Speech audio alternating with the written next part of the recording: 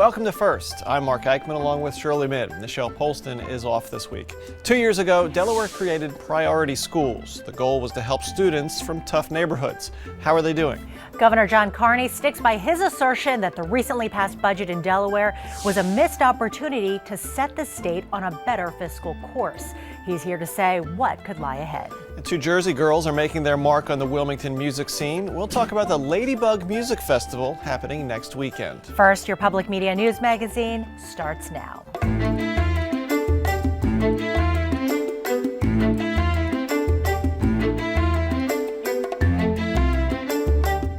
3 years ago, the state of Delaware put more money in 6 underperforming schools. The aim was to create better accountability with the hopes that doing so would improve learning. One of those schools is Warner Elementary in Wilmington. Delaware education reporter Cris Barrish has more in our first look. Chris. Well, Mark, if a chain is only as strong as its weakest link, then the struggles at Warner and the other priority schools in math, English, and core classes show just how fragile Delaware's education system is. We visited Warner to document how the school is trying to improve.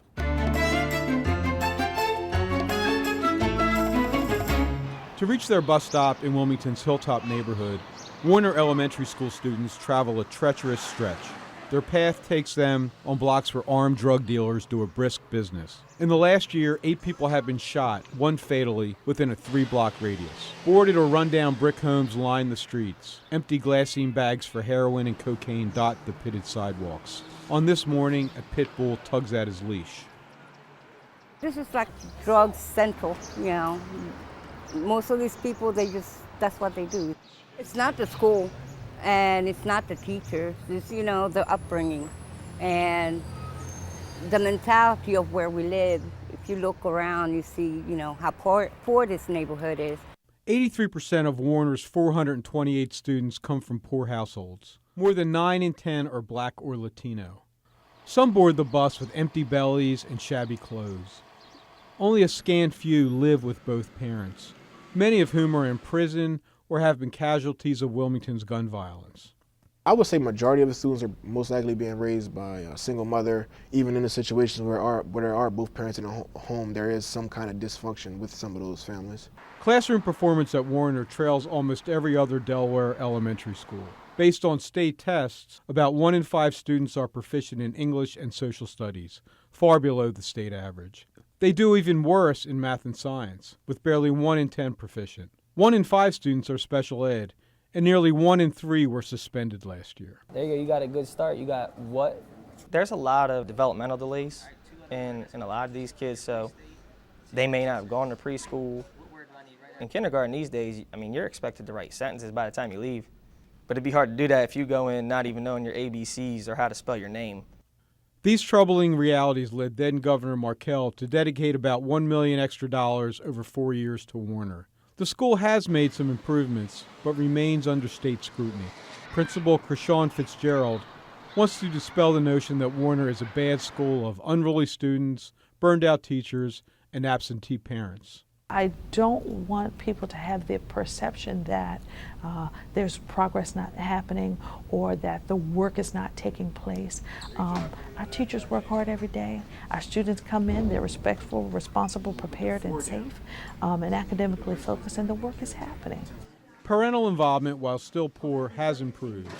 Warner now has a social and emotional learning program. They hired a behavior interventionist.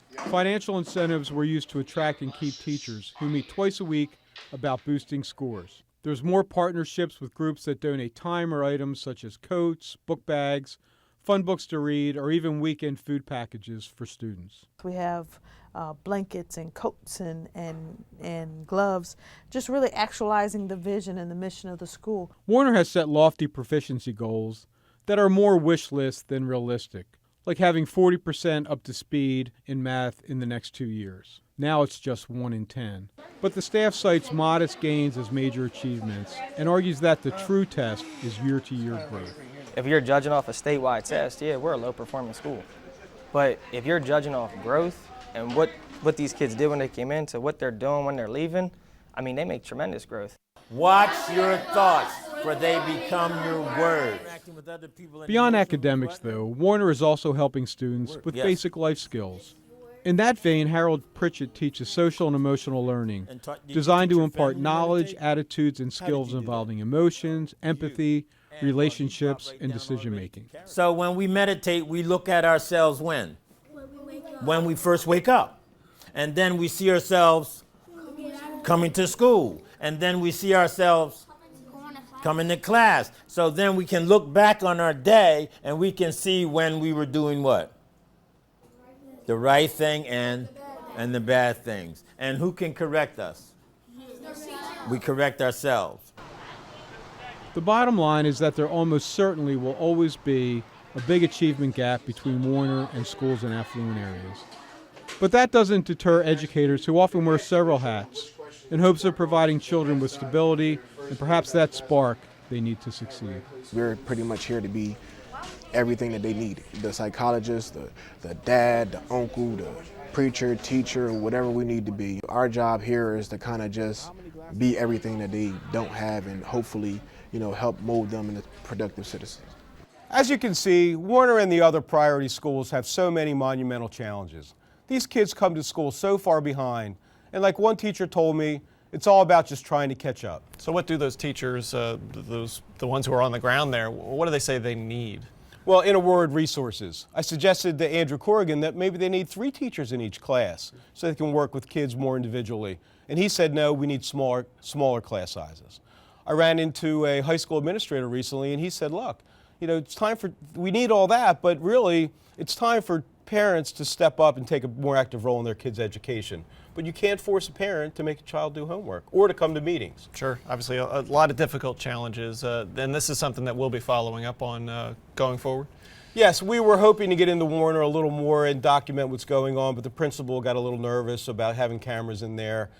But hopefully we can go back in the fall. All right, Cris, thanks so much. Delaware education reporter Cris Barrish. Follow his work online at newsworks.org/Delaware. Thanks, Cris. Thanks.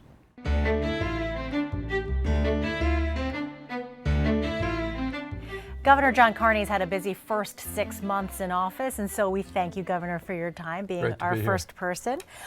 You described the budget passed on July 2nd as a mix of cuts and revenue increases, but then also called it a missed opportunity. What did you mean by that? So I spent most of the first 6 months touring the state, talking to Delawareans about the budget imbalance that we had, but nearly a $400 million deficit. And what I heard from Delawareans was that they wanted a balanced approach, they wanted a fair approach, and they wanted a mix of spending cuts and new revenue. And that's what we presented to the General Assembly. In order so that we don't have this come back year in and year out, where we've got this significant budget deficit, we needed to rebalance our revenue that supports a more reasonable budget. And that's what we presented. We didn't get everything. We made significant cuts on the spending side, some of which were painful, cuts that I'd prefer not to do. Mm-hmm. But in the spirit of a balanced approach, and by the way, we weren't able to get all the revenue, which at the end of the day is what I meant when I said it was a mixed opportunity. Because what I heard from people across our state was they were willing to pay a little bit more, as long as on the government side we tried to use taxpayer revenue money as efficiently as possible and address some of the real cost drivers, particularly health care in Medicaid and among state employees and retirees. Are you going to, now this didn't fly this time around, but will you try to raise personal income taxes next year? So we'll see what happens. Obviously there weren't the votes for that to happen this year, and the legislature chose instead to increase a real estate transfer tax. Right now 3% is the real estate transfer tax. They increased that to 1% at the state level. Some of that goes to the county and city governments. I still think a personal income tax, modest change there is appropriate in the long term, but we'll see as we get into the next fiscal year what the expenses look like. And we know what the drivers are going to be. It's going to be the same thing, health care in Medicaid and state employees and retirees. It's going to be additional students in education, more students being classified as special needs students, which are more costly. and other personal costs that are increasing. We got some new spending to address some of the corrections prison issues that we've had, which will come back next year as well. So going into next year, I always approach the next budget without the expectation of new revenue and trying to balance the budget that way, and that's the way we'll approach this next year. Representative Andrea Bennett of Dover essentially killed the tax hike. Have you spoken to her now after the fact? No, I haven't had time to speak to many of the individuals, and I don't look at it so much as an individual legislator thing. I mean, we were not able to convince enough members on both sides of the aisle in both chambers to embrace the package that we had. Again, I thought it was the most responsible, most balanced approach that we could, which would address more in the long term the balance between revenue and expenses. The co-chairs of the Joint Finance Committee, JFC, Melanie George Smith and Harris McDowell, they said the state's already looking at a $50 million budget gap next spring. By your estimates, is that so? That's in the right? ballpark, and that assumes. Remember, that assumes cost drivers, which are additional students coming to school, some estimate about what healthcare cost inflation is going to be, some contractual obligations that are built into your budget for your employees, and it'll be something in that. But that compares to $400 million deficit this year. Yeah. So it's a much better situation. Obviously, that's why I said that it was a missed opportunity. If the legislature had passed our revenue package, we wouldn't be looking at a $50 million deficit. Now, some people would argue that always being a little bit behind makes you sharpen your pencil a little bit better. But I think people have to recognize that right now they can't afford the government that they're demanding, right? The services that they are. And so we've got to help. And that's why I did the 20 public town hall meetings, to get a sense as to what people wanted. People didn't want some of the education cuts that were in that budget, frankly.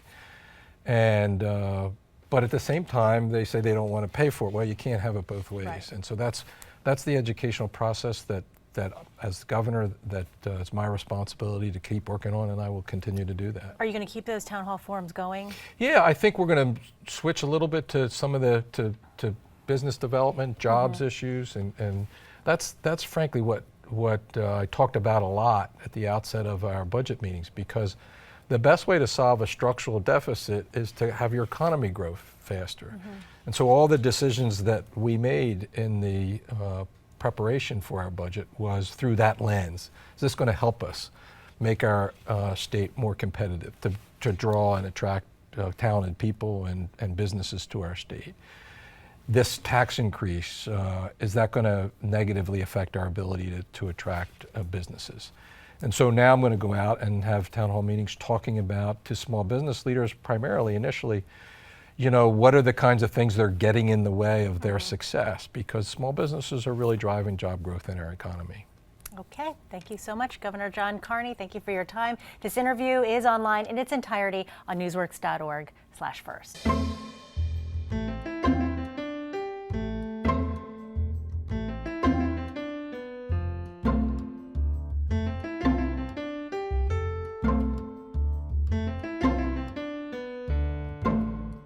Since 2012, Wilmington's Lower Market Street has hosted a summer music festival known as the Ladybug Music Festival. With us to share some thoughts about it are two organizers, Gail Dillman and Jeremy Hebel. Welcome to both of you. Thanks for being here. Thank you very much. So quick logistics, it runs next Thursday and Friday for the first year, 2 days this year. 2 days.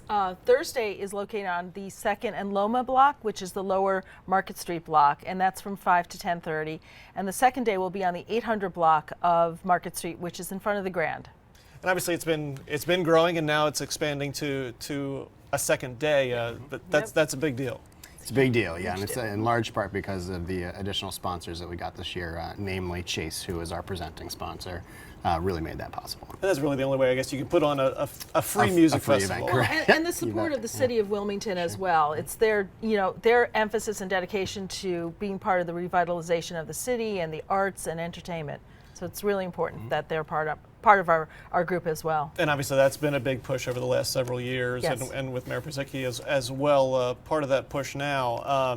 Talk about, any of you know the impact that the festival has had on restaurants in the city, or what how the festival has helped draw people to the city. Well, we specifically started this as the day before Firefly. We wanted this to be the free local alternative to Firefly. So it's always been that third Thursday. They moved to June, we stayed in July. And when you do something on a Thursday in downtown Wilmington on July, it's not exactly a busy time of year. And so we're doing an event that brings thousands of people down onto a block when it would typically be empty that time of year. And so it's a huge boost for the businesses down there. I know, especially speaking of Second and Loma, I know that a lot of people began moving in, it just became kind of a more hip, awesome, neighborhood to be in, which where I actually live now. I live on the Loma block, and I love it down there. And so I think Ladybug Festival, if you talk to Mike and Debbie Schwartz, I think they'd say it's a everybody that lives on the block really looks forward to it all year round. It's a financial win for everyone. It really is. All the way up the block, everyone feels the bump up in business. And this year we're going to move it to the 800 block as well, and we'll be having music in different locations there. We'll have vendors, we'll have food available. And so it's just an opportunity for lots of people to come out and experience Wilmington in a way that they don't get to experience it. And lots of people have done that since the beginning. It's kind of a small start, but now it's really become a big thing attendance-wise. Yeah, what's happening seemingly is people that come back the following year and bring people with them. Right. So we're having an exponential growth where it's at least doubled in size every year. Started at about 300 in attendance in 2012, and we were estimated at about 7,000 last year. And since we don't like to just pull numbers out of the air, Downtown Visions is usually the independent organization that says, this is how many people we think are here. They're the ones with the They're the ones looking at. This year we're really excited to announce that we actually have a group coming in from Cuba, and we have a woman coming in from Canada. New York, Washington, D.C., Baltimore, all around Nashville. So we've got a really cool lineup this year, but what's more important is that people are recognizing Wilmington as a place to go to hear music and to perform and be a part of the music scene. So that particularly makes us really happy. And that was kind of going to be my next question. What is sort of the state of the music scene in Delaware? And I guess it's growing. It's growing. It's changing with Live Nation coming in and taking over the Queen. You'll see a different level of music coming in as well. There's lots going on. There's just a ton, and we're excited that we are going to be able to continue to offer platforms for emerging artists as well as established artists to come into Wilmington. They're excited about being here. And so let's bottom line it.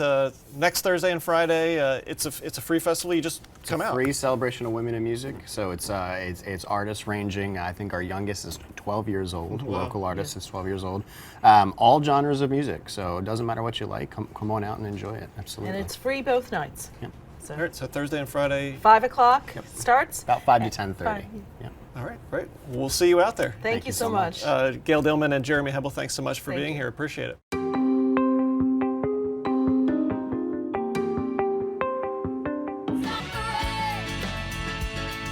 The magical moments are when we can sit down and almost like see what each other are thinking. And it's so great to have two people that are from, the same background, have gone through the same things, but also having two different perspectives on it. Everything always has a part of each of us. We never wanted this to be like a hokey type of thing where one of us is specifically melody and the other one is the harmonizer. We always wanted it to be two leads. If we could be playing for as many people as we can for as long as we can, we'd be the happiest women in the world.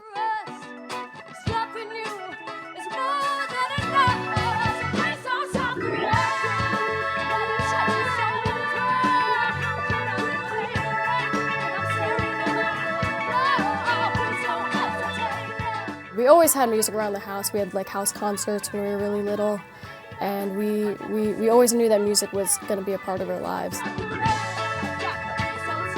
We started off on classical piano when we were 6 or 7. We just started gravitating towards all types of music. And getting a lot of infusion from our parents of a lot of folk music and a lot of blues. It honestly just came naturally. We were 15, I think, maybe a little before that. We were at like a school battle of the bands, and we never said a word to each other, but I think each of us knew inside of us, wow, that looks like so much fun. Naturally, over the years, especially in these past few years, we've been really into soul music. I think that's had a huge impact on our music and our songwriting. What I see is what I want. Give me everything I need. I'm tired of playing hard to get. I just wanna get you close to me now. What I see is what I want, though I never kept this way. No, I ain't acting like myself. I never been the same. We really wanted to start something organic, and we feel like things last longer if they're started from the roots and you build on your own. So we really started playing just around our hometown, branching out to other states like Pennsylvania and New York, and we found a real true fan base. We released our first full-length album about 2 years ago, and that was really just a compilation of all the songs that we've written like 2 or 3 years prior. And so it was a very eclectic mix of styles. It was there were ballads, singer-songwriter type of songs, and then there was elements of funk and R&B.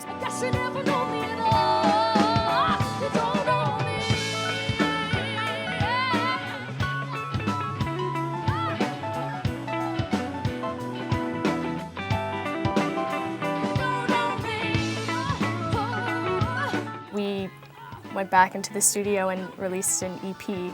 This was our latest release, and this one's called Scattered World. This one was very challenging for us, which we like taking on a challenge, and we delved more into songwriting and telling other people's stories as opposed to our own. The songwriting process comes out in, there's no specific way that we songwrite. One of us can come in with an idea and the other one will just finish it, kind of the way we do with sentences sometimes. Yeah, either way, there's both of us in everything that we do. I don't care what they say, 'cause we'll fly above the stars and moon as if we were two free balloons released into space, looking down at the troubles we made. All the world over, so easy to see. People everywhere just wanna be free. Performance-wise, we've gotten really inspired by Sam and Dave. And the reason being, they are two lead singers as well. You don't think of one as a harmony and one as the lead. And performing-wise, they are just so much fun and they go back and forth and you don't really know what to expect. They've been a huge inspiration with us and we actually got to sing with Sam more. Just what?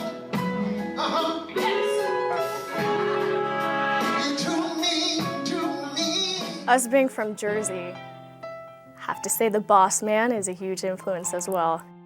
We did a benefit show for the Kristen and Carr Fund, which is a big promoter for sarcoma cancer.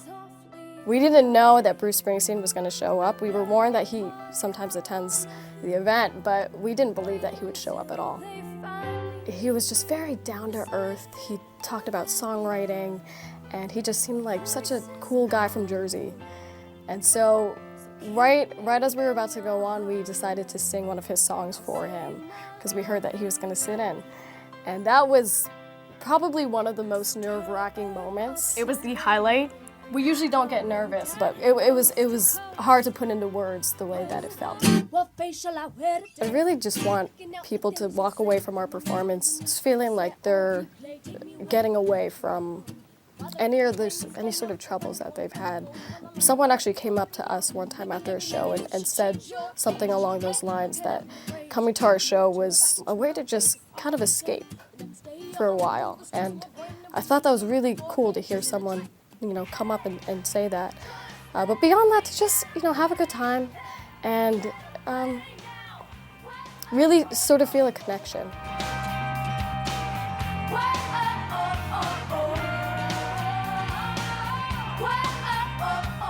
Nalani and Serena will hit the main outdoor stage for the Ladybug Festival on Friday, July 21st at 6:15. You can learn more at ladybugfestival.com. You can visit Nalani and Serena's website at nalaniserena.com.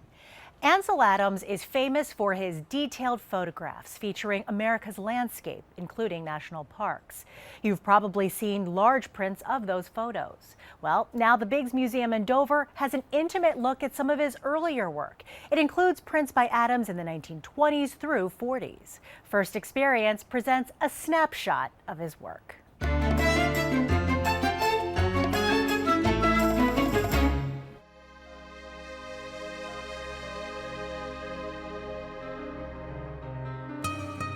Welcome to Ansel Adams, The Early Works. These are really some of the earliest photographs that he ever printed, starting in the 1920s up into the 1940s, as he was sort of experimenting, as he was really finding his own particular vision. And they are much smaller, they're much more intimate.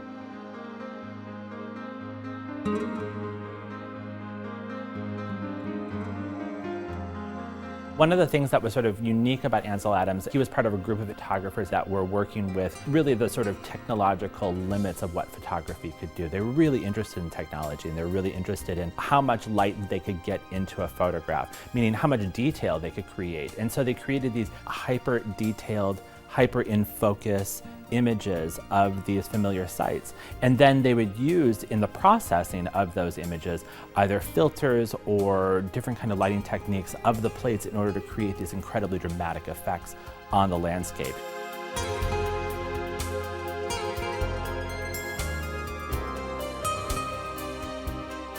They have these wonderful tours through some of the parks, Yosemite and that sort.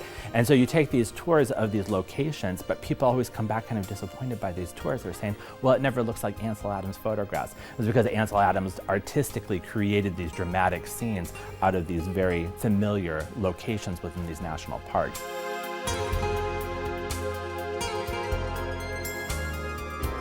When you first come into the exhibition, the one major camera that we have is not necessarily Ansel Adams' camera, but it was exactly identical to one of the cameras that he was well known to have used. This is the technology that he was working with, a lot of the images that you're actually seeing here in the museum.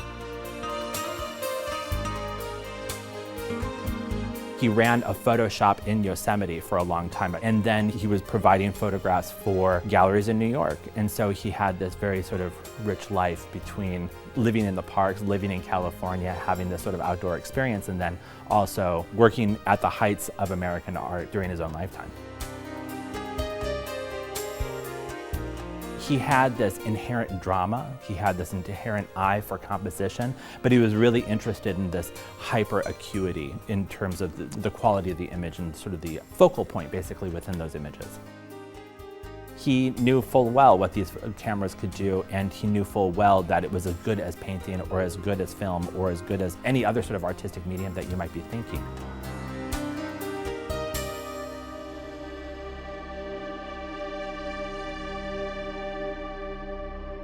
Ansel Adams was also a classically trained pianist, and he almost made music his career. The exhibit at the Biggs Museum runs through July 30th.